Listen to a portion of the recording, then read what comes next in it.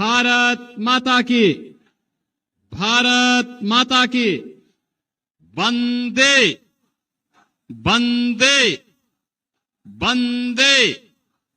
छत्तीसगढ़ महतारी की, छत्तीसगढ़ महतारी की, भगवान बिरसा मुंडा की, भगवान बिरसा मुंडा की। 2024 के लोकसभा चुनाव कोरबा संसदीय क्षेत्र से भारतीय जनता पार्टी की लोकप्रिय प्रत्याशी सुश्री सरोज पांडे जी, छत्तीसगढ़ शासन के मंत्री श्री लखनलाल देवांगन जी, पूर्व मंत्री श्री ननकीराम कौर जी, भारतीय जनता पार्टी के प्रदेश के मंत्री श्री विकास महतो जी, जिला संगठन प्रभारी गोपाल साहू जी, जिला अध्यक्ष श्री डॉक्टर राजीव सिंह जी,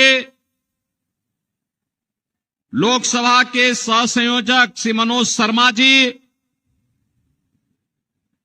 मंच पर उपस्थित श्रीमती संतोषी दीवान जी, श्रीमती धनेश्वरी कंवर जी, श्री जोगेश लांबा जी, श्री अशोक चावलानी जी, श्री ज्योतिनंद दुबे जी, भारतीय जनता पार्टी के सभी पदाधिकारीगण, भारी संख्या में छत्तीसगढ़ की ऊर्जा नगरी के रूप में विख्यात कोरबा के सभी उपस्थित बहनों और भाइयों, आज प्रातः जब मैं उत्तर प्रदेश की राजधानी लखनऊ से रायपुर के लिए प्रस्थान किया तो मुझे वहां के पत्रकार साथियों ने पूछा था कि आप छत्तीसगढ़ जाना चाहते हैं, वहां जाकर के क्या कहना चाहते हैं? तो मैंने तो एक ही बात कही, और बहनों भाइयों मैंने कहा कि छत्तीसगढ़िया सबसे बढ़िया। लोगों ने कहा कैसे?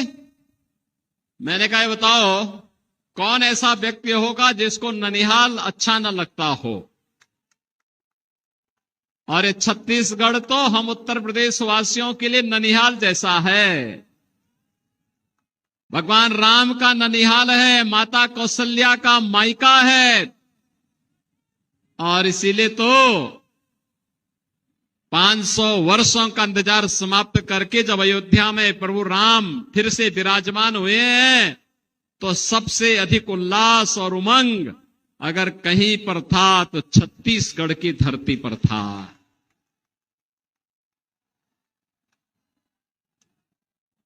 बहनों और भाइयों,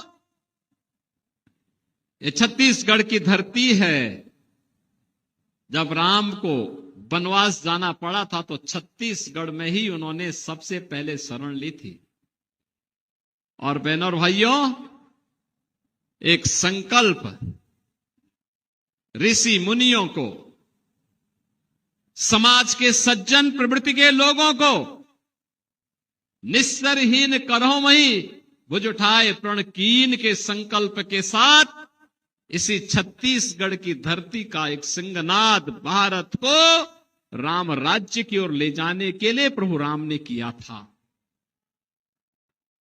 और इसलिए भाइयों बहनों, आज जब हम लोग यहां पर आए, तीसरे चरण में आपको चुनाव करना है। आपको देखना होगा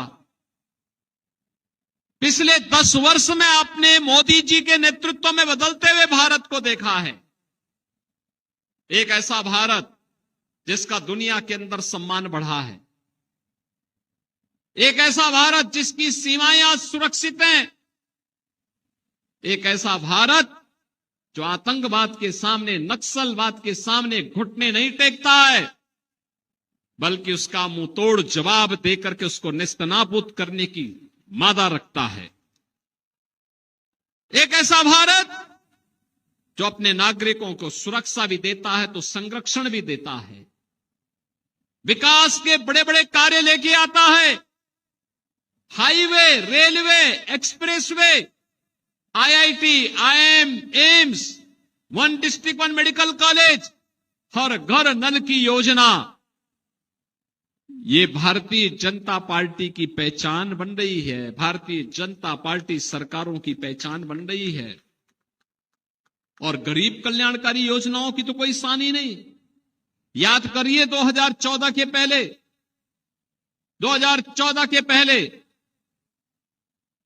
सरोज जी भी सांसद थी और लगातार छत्तीसगढ़ की आवाज संसद में उठाती थी कि छत्तीसगढ़ में हमें विकास चाहिए। भूख से लोग देश के अंदर मरते थे कांग्रेस की सरकार के समय, किसान आत्महत्या करता था, नौजवान पलायन करता था, बेटी और व्यापारी असुरक्षित थी और देश के अंदर आतंकवादी कहीं भी घुसपैठ करके बम विस्फोट कर देते थे।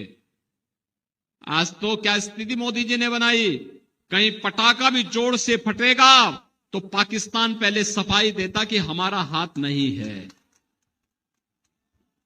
क्योंकि उसे मालूम है ये नया भारत है। अगर कहीं गलती से भी पाकिस्तान का हाथ सामने आया तो भारत की बहादुर सेना पाकिस्तान के अंदर घुस करके मारेगी और पाकिस्तान को फिर जवाब देते हुए नहीं बनेगा। बहनों और भाइयों,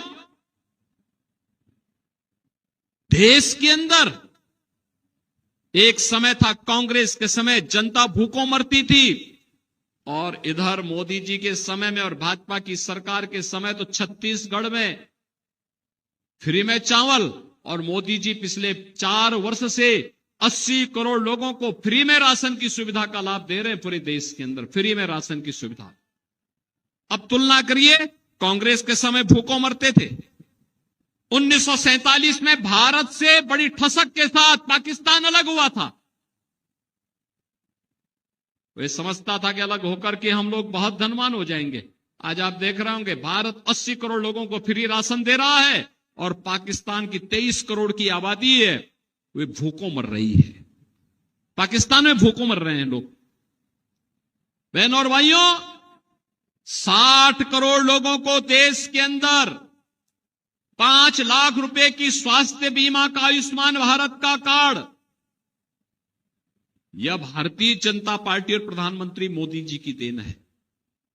जो कांग्रेस के लोग कह रहे हैं कि कांग्रेसी तो कमीशन खाने के आदी हैं, उनकी कमीशन खोरी को मोदी जी ने पूरी तरह लगाम लगाने के लिए ही गरीबों के जनधन अकाउंट खोल दिए कि दिल्ली से कोई पैसा भेजेंगे, रायपुर से कोई पैसा मुख्यमंत्री जी भेजेंगे तो पैसा सीधे अकाउंट में जाएगा, बीच में कोई कांग्रेसी दलाल उसमें डकैती नहीं डाल पाएगा।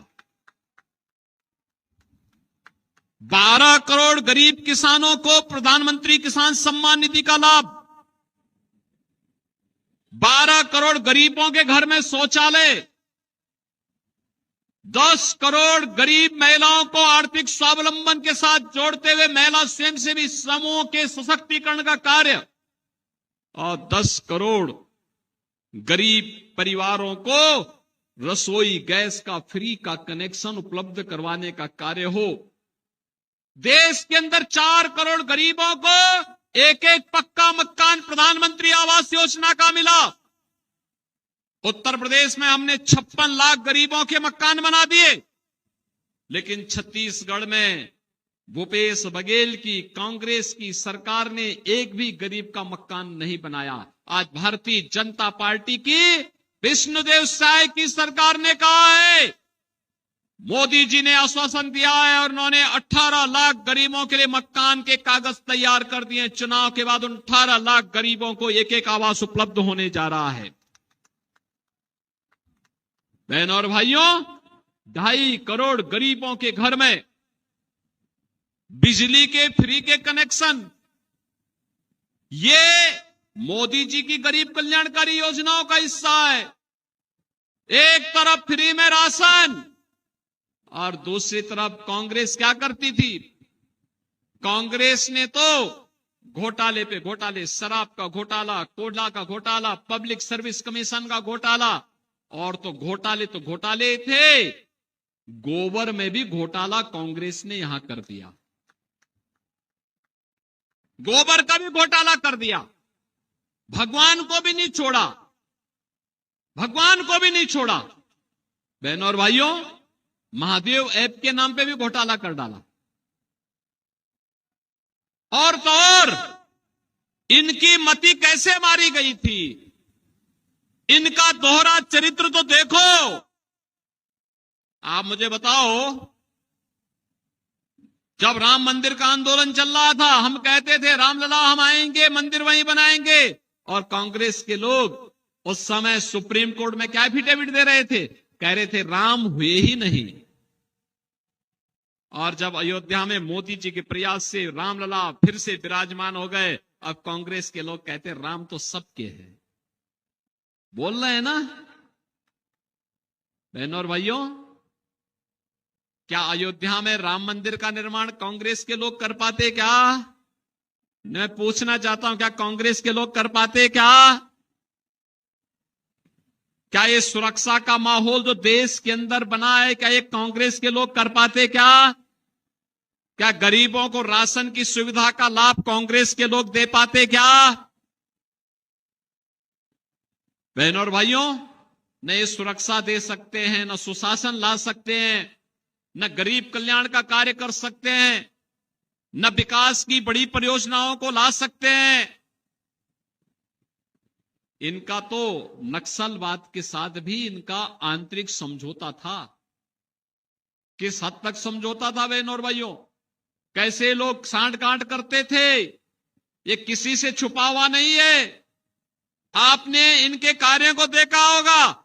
जिन नौजवानों के हाथों में टैबलेट होना चाहिए था, जिन नौजवानों के हाथों को रोजगार होना चाहिए था, कांग्रेस की सरकारों ने इनके हाथों में तमंचे पकड़वा दिए। और बहनों और भाइयों, उन्हें समाज और राष्ट्र की मुख्य धारा से हटाने का कुत्सित प्रयास भी कांग्रेस ने किया।